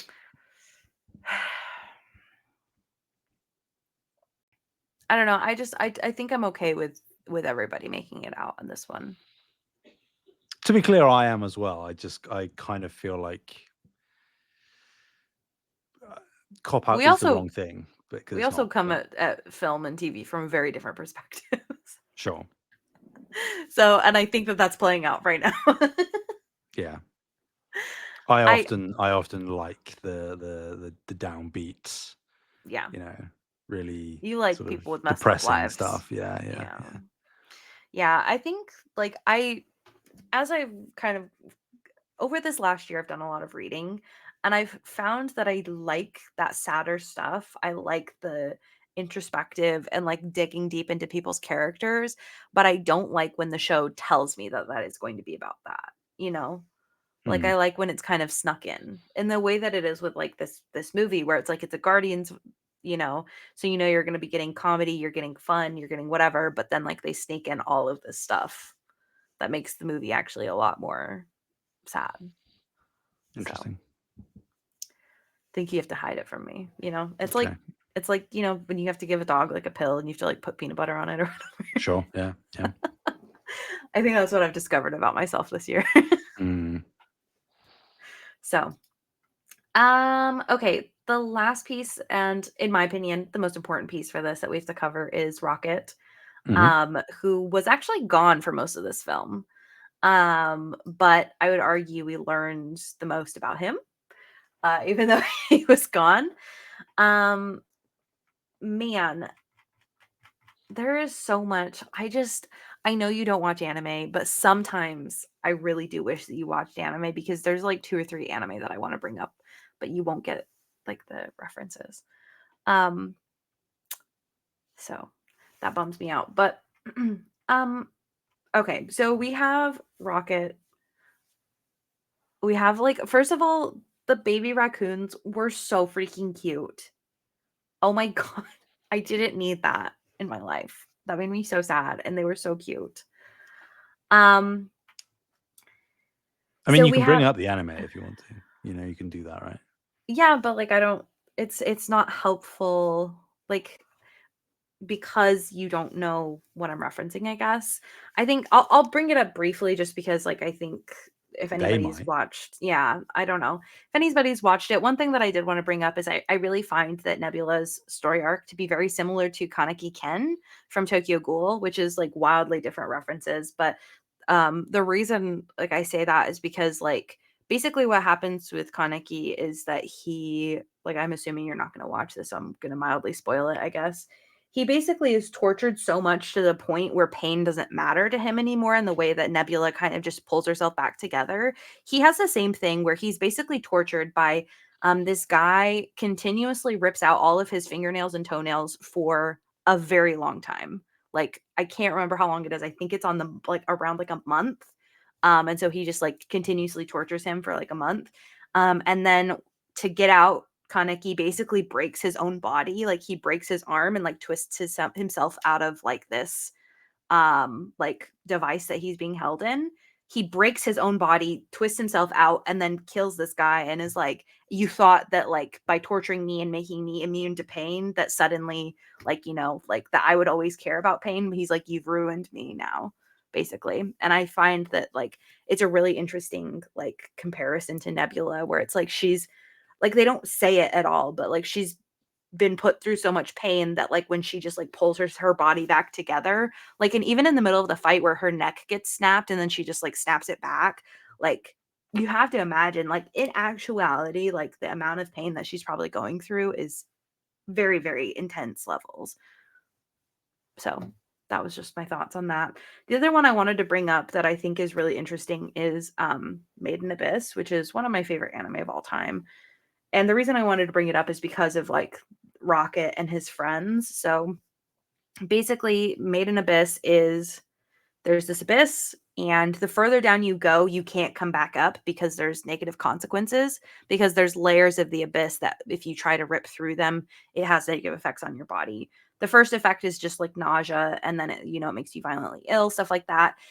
But there's somebody that, like, starts experimenting very similarly to this, where he, like, shoots people up through the layers to see if, like, what he can create, and he, like, shoots them, like, really far up and then brings them back down.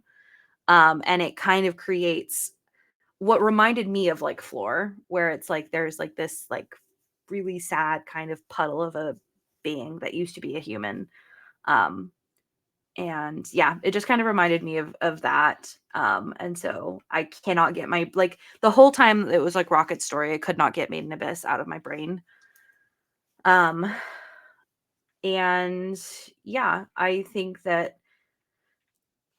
really think that like the first like where he kind of like he's tortured without realizing it, right? Like he thinks that this is just the way that creation is. And then as he, like, slowly starts to, like, come into realization that, like, this isn't normal and that his friends aren't going to make it, um, I think that for me, that was the most powerful storyline, like, the stuff with, like, Flora Teefs and, Lila, right? Mhm. Um, couldn't remember the last name. I don't know. I thought that that was really, um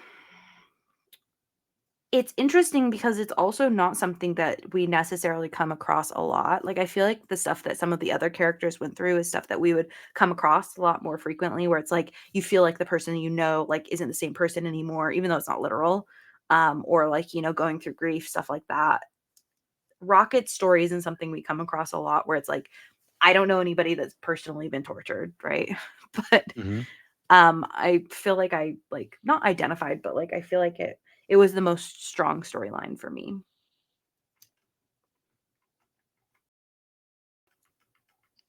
Interesting. I just talked a lot, so I'll let you talk. As if I don't talk a lot. You do, but I went on an anime rant, which, you know, I'm sure you would like. It went out your ear. You went, boo. Yeah, of course, I stopped listening the second you said, I think, like, the first or second Anime. word. Yeah. Yeah, so, I really do recommend both Made in Abyss and Tokyo Ghoul. Specifically for you, Sam, I think you'd enjoy Tokyo Ghoul, but I know you won't watch it, so it's okay. I'll keep it in mind. Um, yeah, I mean, I said, when we were talking about volume 2, like, the fact that they made us care about a CGI raccoon is pretty stupid, but they did. And, yeah, obviously, he's sort of the heart of this film. Um, James Gunn has said, in the lead up to this film coming out and afterwards in interviews, that realistically, the trilogy is Rocket's story, um, not anyone else's, and that sort of makes sense, um, in retrospect. Um, and yeah, I mean, it's heavy, right? The stuff we learn about him, recontextualizes a number of his interactions in the past. Um, yeah, I'll just be. I'm going to refrain from saying all that much more about it. Really, it's just sort of all evident. It's sort of self-evident that how they handle Rocket is like sort of what I said at the beginning, just pitch perfect in my opinion. Like it's dark, it's depressing, it's quite visceral. Um, Nothing is done, in my opinion, like just for shock value. Everything feels earned. Where he goes, um, by the end of the film, I think makes sense too. That he lost the family of his fellow experiments, shall we say. He lost those, and because of that trauma, he has felt reluctant to get too attached to anybody um, since, and he's a deeply broken being because of it. Um, and yet, he realizes at the end of volume 2 that regardless of your past or what things you've done, that doesn't mean that people still can't love you and appreciate you, and show up for you.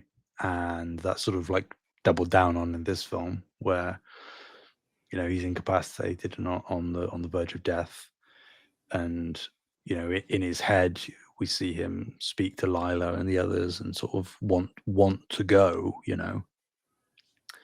um, because he is, it's not said, but he probably feels that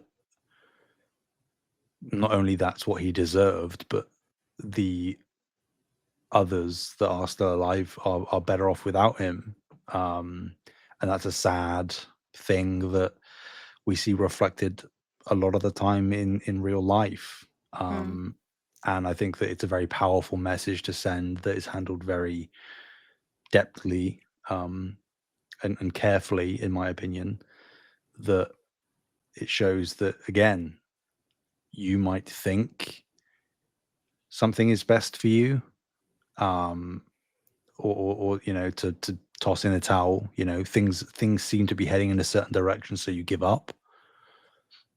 Um, and this film is sort of like a testament to not giving up, mm, because he reclaims his identity, who he is. You know, he acknowledges and finally accepts that he's a raccoon, which seems stupid to say, but like it is a moment for him I in think this it's a really film. powerful moment, Yeah. even if it is a silly concept. And you know, there is a perspective that you can take that maybe he did know that the entire time, but because of what it meant and the memories that it brought up, he was reluctant to accept that part of him, because it's just a traumatic thing. And it's about accepting your past and how it shaped you, and you are who you are today because of that. And that, whilst painful, can be a good thing, because who you are today isn't who you were yesterday, and it's not who you're going to be tomorrow. And you sort of, it's manifest destiny, right? You control what happens in your life. As out of control as you may seem, you have agency, regardless of what kind of, even if you're a little raccoon. um and it's because of that that he obviously then gets sort of handed the leadership role, which is, you see it happen and you're like, that makes sense, you know, that's where he should be. It feels right. And Yeah. you know, Rocket has been the leader of the Guardians in the comics before, but for this version of this story that they're telling, which is a unique original one for all of its parts, I mean, the experimentation stuff is in the comics for Rocket, that is his origin. But yeah, I think, again, I said I wasn't going to say too much, but I think I can't see any way they could have done the Rocket stuff better. I would agree with that. I really do. I enjoyed the storytelling aspect of it, even if it is really sad. Mm-hmm. Um, I will say I do think that, like, it's I don't know why it sticks out so much in my brain, but them being like, it's not like the thing is it really isn't his fault that they died. Like, not only is it like not his fault because like he didn't pull the trigger, but even if you ignore that piece, like they were going to die in the morning. Mm-hmm. Like he was trying to save them, you know what I mean? And I think that that part gets kind of stuck in his mind or gets lost. Yeah, and that's a very human thing, right? We blame Yeah. ourselves for things that were completely out of our control and weren't our fault. And even if people say that, it doesn't change how we feel about it. Yeah. So Yeah. I will also say that like I think I'm really glad that like when Rocket is awake and he's like doing stuff, I'm glad that he doesn't try and like I'm glad that the moment of revenge isn't him seeking out the high evolutionary. mm, You know, because I think that they very easily could have done that, right? Where it's like he's on the ship of the high evolutionary and he wants his revenge now, kind of thing. But he was like more concerned with like trying to save people and save the animals and stuff. yeah. Um, in the ship where when they start like when he's like, "Oh, like I'm going to save these animals or whatever," and they're like, "Oh, they're not higher beings." I will say I did find that like not from the actual story perspective for Rocket, I found that really disappointing for him where it's like how can they like I understand that they're like, "Well, these are just animals," but it's like the ship is blowing up. Like this isn't fair to them. Like they didn't do anything. Mm, Regardless of like you know like the whole thing with Rocket, but like I also like I understand why they were like, oh well, you know, like they were almost like dismissive of it where they're like, well, Rocket says we're saving him, so we're saving him, you know, like we said we were only going to take like the, you know, the higher life forms, but I guess we'll take them too. Like I understand the perspective them saying that from the movie story perspective, but I just can't help but feel disappointed for Rocket because you know he's like, yeah, but like they didn't, you know, deserve this fate kind of thing. And also this was where I started to kind of thing. Not that they even know that, but yeah. Yeah. And also, like, alongside your thing of when Rocket's awake, not seeking out revenge. I also appreciate, because it would have been very easy to fall into as a narrative trap, when Rocket is awake, he doesn't try to explain any of the, Phyla stuff, Lila stuff, right? Mm-hmm. Like he's not, he doesn't suddenly like resuscitate and then be like, I'm sorry, I was like this. This is why, I've been trying to hide this from you. And I'm sorry, I just had a troubled past and I lost all my friends and I don't want to lose you guys. There's none of Yeah. that. Like Yeah. all of that is just contained within what we assume is just Rocket's subconscious that we're experiencing. Yeah. So They do a that was really my good handle. job of show don't tell in this Yeah. movie, and they Yep. could have very easily fallen into the tell at any point. Amen. Yeah. Um, last thing I wanted to bring up, just because I appreciated it, I did like the High Evolutionary's acting. I thought that he did a good performance. Sufficiently over the top. Mm-hmm. Yes. Yeah, I really did like when he's he was like kind of losing his mind, and he's like, "I want him now." I was like, "Oh damn!" I yeah, thought it was fun. I think again, leveling a criticism maybe, but for um how serious, and I know this sounds stupid, but like how grounded the film is, I do feel he sometimes got a bit too close to like campy villain, with all those over the top things, but I think that the film justified it enough that he is just like a delusional. He's like a mad scientist, right? Mm-hmm.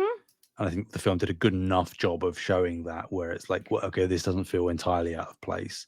It certainly Yeah, feels like he's hamming it up, but he is playing that stereotypical or fulfilling the stereotypical role there, where that makes enough sense so that it's not sticking out like a sore thumb. So, yeah, yeah. I think that this is probably one of my favorite iterations of a mad scientist character. So, mm, all right. Well, I'm happy with everything we've chatted about. Is there anything else you want to talk about for the movie? I don't believe so. Anything that I need to know for through line stuff? Um, Well, I mean, to date, we're catching up. So Not yet. this is the last time we've seen these characters so far. So nothing that I'm aware of that I can tag you for. So Okay. Sounds good. Anything to add to your simplest? no. Okay. And then ranking. Um, Surprisingly high. It has been, and it's maintained the high position. Um, this is a fifth place for me. Fifth place. Um, Okay. So below Black Panther, above Wakanda Forever. mhm. Okay.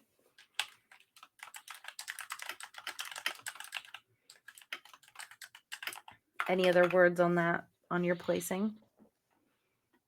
No, I think it just echoes the sentiment that I shared, where realistically, overall, as a film, I think it's an exceptional closing out to the trilogy and as a send off to the team as we know it. And I know I've focused on the nitpicks, but they are nitpicks, and just sort of like what if isms, of Hmm.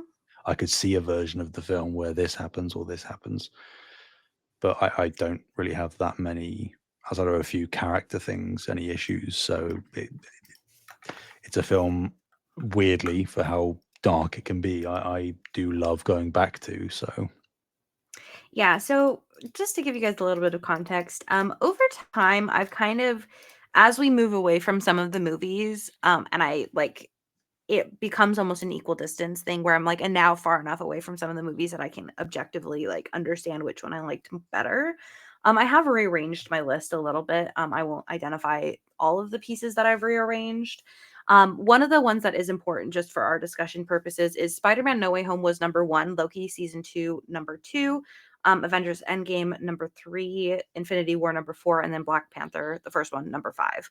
So that was like my top 5 list. I slightly rearranged it because as I was looking at it, I kind of realized that like I didn't love the placement of some things. So I actually moved Loki season 1 to the number 1 spot and moved No Way Home down. And then I also slotted Guardians Volume 3 in spot 2. Mhm. So that's going to be number 2 for me. I don't know. I can't say for sure if this is like a recency bias because I literally just watched it yesterday. But based on like all of our discussions and stuff today and like my feelings on the film, I feel like this film has a lot of um meat and substance in it that some of the other films really don't. And it's not just a meat and substance that's like good, it's like a meat and substance that they follow through on. And I really appreciated a lot of pieces with the movie. So Mhm. okay, cool. Last pieces here. What are we watching next? And then I have to do Patreon stuff. Oh, We we are didn't talk doing about Groot saying I love you, by the way. Anyways, that freaked me out. Keep going. but you do understand what's going on there, right? Because the audience can now understand him. Yes, yes. Because That we've heard seemed him to be talk so much. a big point of confusion, Yeah. when the film came out. They were like, "Why can Groot suddenly say different words now?" It's like, well, no, it's just as the film says. Um, like Gamora finally understands him because we spent enough time with him. We as an audience have spent enough time with Yeah. him. It just I scared don't me a expect little. that to be a thing going forward. No, no. I think he will just be Groot still, like I am Groot. I think that's just like a one-off, like Well, that's because this is the Guardians audience. Next time we see him, that's not the Guardians audience. That's the Marvel audience. right. I see. I see. We were So part of so the Guardians. what you're saying is for Guardians 4, we're going to be hearing full monologues. Yeah. Right. Okay. Cool. Just need to check. Um, next up, Hmm. we're watching Secret Invasion. Uh-oh. Uh-oh. How many episodes is that? 6, I think, same as all the other Marvel shows. Tell me how many episodes you have. Yep, 6. Thank goodness for Wiki. All right, guys. Well, we'll be watching that next. And thank you guys so much for taking the very long time to hang out with us today. Special shout out to our current patrons. We have Alpaca Tom, Fabulous Brianna, Brianna's mom, Brianna's brother, Lindsay, Nikolai at Night, Cypher Primus, Brendan Myers, Marcus O'Neill, Lillian, and David Hotwright, Dave Harp, the Xbox Expansion Pass, Lee Navarro, Silicana, Elliot Parker III, Chad, and Rick Davis. Thank you guys so much for your support. Hi, Mom. I know you listen to this. Where can people find you, Sam? Anywhere and everywhere at Sam Heaney, Heaney. You can find me at Fabulous Brianna, FabulistBreanna. You can find Save the Game Media at Save the Game Media most places except for Twitter/X, which is Save Game Media. Again, if you do want to come hang out in the Patreon, please do so. It's $1. Or you can even do the free trial. That's free dollars. So we'll see you guys in 2 weeks. Bye.